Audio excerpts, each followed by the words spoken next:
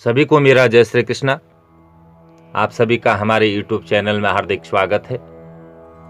आइए आज हम आपको बताने जा रहे हैं कालसर्प योग के विषय पर। लेकिन इस वीडियो को देखने से पहले यदि अभी तक आपने हमारे YouTube चैनल को सब्सक्राइब नहीं किया है तो नीचे दिए गए लाल बटन को दबा करके सब्सक्राइब अवश्य करें। साथ में बेल आइकन जरूर दबाएं ताकि हमारी प्रत्येक आने वाली वीडियो की जानकारी आपको मिल सके और आपका जीवन धन्य धन्य हो सके। लाइक शेयर कमेंट करके जरूर बताएं कि आपको वीडियो कैसी लगी, और यदि आपका कोई प्रश्न है तो हमें सूचित करें ताकि हम आपके प्रश्न का उत्तर दे सकें। तो आइए आज हम आपको बताते हैं कि कालसर्प योग आखिर में है क्या। कई लोग कालसर्प योग का नाम सुनते ही भयभीत हो जाते हैं। आज मैं आपको बताना चाहता हूं कि यदि आपकी कुंडली में भी किसी प्रकार का कालसर्प योग है तो आपको डरने की कोई आवश्यकता नहीं, घबराने की कोई जरूरत नहीं। हो सके तो मेरे बताए हुए उपाय आप जरूर कर लें। आइए जाने आखिर में क्या है कालसर्प योग। बंधुओं, जन्म कुंडली में यदि राहु केतु के बीच में सभी ग्रहों समा जाते हैं तो उसे हमारे ज्योतिष शास्त्र में कहते हैं कालसर्प योग। और हमारे ज्योतिष शास्त्र में कालसर्प योग मुख्यतः 12 प्रकार के बताए गए हैं। तो सबसे पहला है अनंत कालसर्प योग। आप जन्म कुंडली देख रहे होंगे, राहु लग्न में बैठा हुआ है और केतु सप्तम स्थान में बैठा हुआ है। और ये काला निशान आप देख रहे हैं, यदि इन स्थानों पर आपके समस्त ग्रह बैठे हुए हैं तो ये बनता है आपका अनंत कालसर्प योग। नंबर 2, दूसरा है कुलिक कालसर्प योग। आप देख रहे होंगे कुंडली में कि राहु आपका द्वितीय स्थान में है और केतु आपका अष्टम स्थान में बैठा हुआ है। और आप ये काला निशान देख रहे हैं, यदि आपके समस्त ग्रह इन स्थानों पर बैठे हुए हैं तो ये बनता है आपका कुलिक कालसर्प योग। और तीसरा है वासुकी कालसर्प योग। आप कुंडली में देख रहे होंगे, राहु आपका तृतीय स्थान में बैठा हुआ है और केतु आपका 9वें स्थान में भाग्य स्थान में बैठा हुआ है। ये काला निशान आप देख रहे होंगे। अगर इन स्थानों पर आपके समस्त ग्रह बैठे हुए हैं तो ये बनता है आपका वासुकी कालसर्प योग। चौथा है शंखपाल कालसर्प योग। आप कुंडली में देख रहे होंगे, राहु आपका चतुर्थ स्थान में है और केतु आपका 10वें स्थान में है। और काले निशान को आप देख रहे होंगे, अगर समस्त ग्रह आपके इन स्थानों पर बैठे हुए हैं तो ये बनता है आपका शंखपाल कालसर्प योग। नंबर 5, पांचवा है पद्म कालसर्प योग। आप कुंडली में देख रहे होंगे, राहु आपका पंचमेश में बैठा हुआ है और केतु आपका लाभ स्थान में बैठा हुआ है, एकादश स्थान में बैठा हुआ है।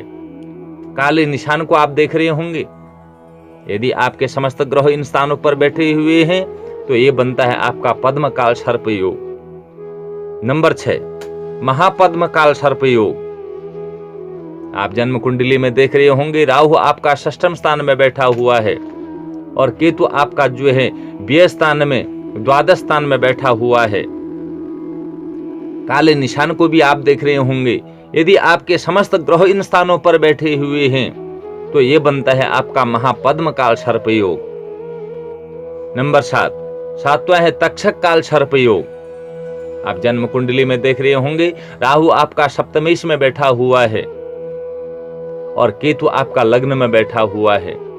काले निशान को भी आप देख रहे होंगे, यदि आपके समस्त ग्रह इन स्थानों पर बैठे हुए हैं, राहु केतु के बीच में बैठे हुए हैं, तो यह बनता है आपका तक्षक कालसर्प योग। नंबर 8, कर्कोटक कालसर्प योग। आप जन्म कुंडली में देख रहे होंगे, राहु आपका अष्टम स्थान में बैठा हुआ है और केतु आपका द्वितीय स्थान में धन स्थान में बैठा हुआ है। और काले निशान को भी आप देख रहे होंगे, यदि आपके समस्त ग्रह राहु केतु के बीच में इन स्थानों पर बैठे हुए हैं तो यह बनता है कर्कोटक काल सर्प योग। नंबर 9, शंखचूर्ण काल सर्प योग। आप जन्म कुंडली में देख रहे होंगे राहु आपका 9वें स्थान में भाग्य स्थान में बैठा हुआ है और केतु आपका 3य स्थान में बैठा हुआ है। काले निशान को भी आप देख रहे होंगे।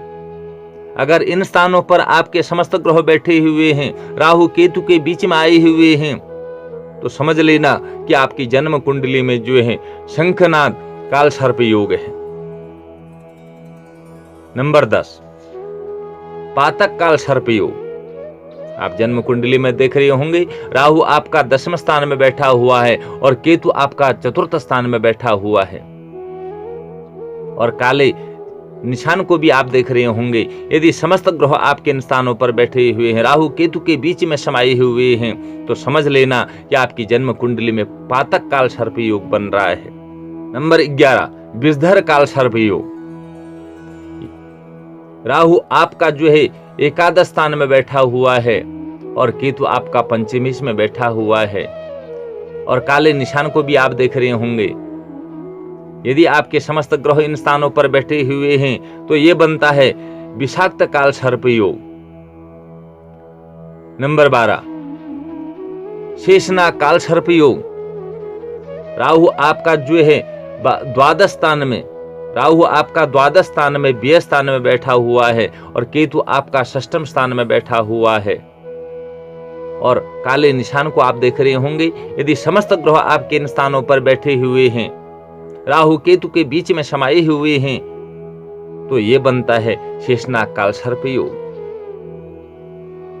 बंधु, ऐसा कहा जाता है कि काल सर्प योग एक ऐसा योग है जो जातक के पूर्व जन्म के जघन्य अपराध के फलस्वरूप या किसी श्राप के फलस्वरूप उसकी कुंडली में दिखाई देता है। जो काल सर्प योग व्यक्ति के कार्यों में रुकावटें पैदा करता है। इस योग के कारण बड़ी बड़ी बाधाएं जीवन में आती हैं। आपने सुना होगा, इस दोष से पीड़ित व्यक्ति के जीवन में कई बार उतार चढ़ाव आते रहते हैं। यदि आपका कोई कार्य नहीं बन रहा है, मान सम्मान में कमी आ रही है, कारोबार में कमी आ रही है, पूर्ण रूपेण आपको सफलता प्राप्त नहीं हो पा रही है, तो आप समझ लेना कि जन्म कुंडली में कोई ऐसा काल सर्प योग जरूर है। बंधु, यदि आपके कुंडली में भी काल सर्प योग है तो आइए हम आपको बताते हैं इससे बचने के उपाय। नंबर 1, इसके पूजन का सबसे बढ़िया दिन होता है नाग पंचमी का दिन। इस दिन आपको क्या करना है, एक चांदी के नागों का जोड़ा बनवा कर जो है इस दिन किसी विद्वान आचार्य के द्वारा शिव मंदिर में जाकर के रुद्राभिषेक अवश्य कराएं और नागों का पूजन करवाएं। और हो सके तो 11 ब्राह्मणों को जो है चावल से बनी हुई खीर का भोजन अवश्य करवाएं। नंबर 2, प्रत्येक शिवरात्रि में व श्रावण मास में व ग्रहण काल में शिवलिंग का अभिषेक अवश्य करें। नंबर 3, काली गाय को हो सके तो गुड़ व केले अवश्य खिलाएं। नंबर 4, नवनाग स्तोत्र का पाठ नित्य करें, जो हमारे शास्त्रों में इस प्रकार विदित है। अनंतम वासुकी शेषम पद्मनाभम च कंबलम शंखपालम धार्तराष्ट्रम तक्षकम कालियम तथा एतानि नवनामानि नागा नाम च महात्मनाम सायंकाले पठे नित्यम प्रातःकाले विशेषतः तस्य विषभयं नास्ति सर्वत्र विजयी भवे।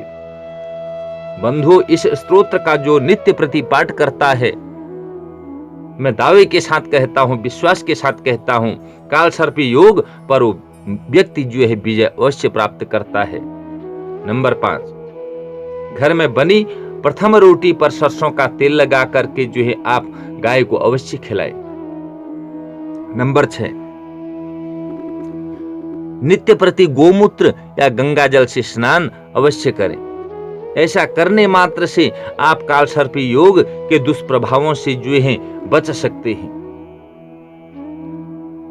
सभी को मेरा साधुवाद, धन्यवाद। और नई नई जानकारी के लिए जो है देखते रहिए हमारे YouTube चैनल को। और बंधु, यदि आपकी कोई समस्या है, जन्म कुंडली संबंधी कोई प्रश्न है, तो आप हमें जो है कमेंट करके जो है अपनी समस्या को बता सकते हैं। तो हम आपकी समस्या को दूर करने का जो है भरपूर प्रयास करेंगे। तो इसलिए सभी को मेरा जय श्री कृष्ण, जय श्री राधे।